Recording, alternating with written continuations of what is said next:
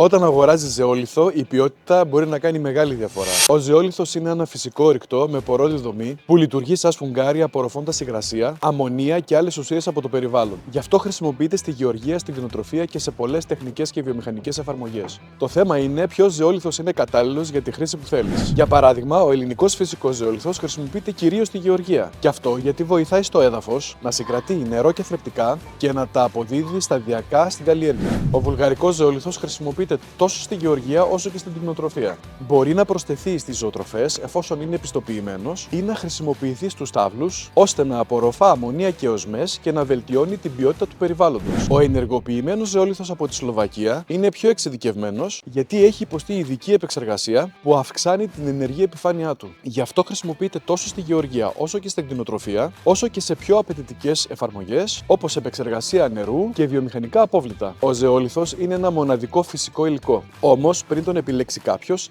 πρέπει να γνωρίζει την ποιότητά του, την προέλευσή του και τη σωστή εφαρμογή.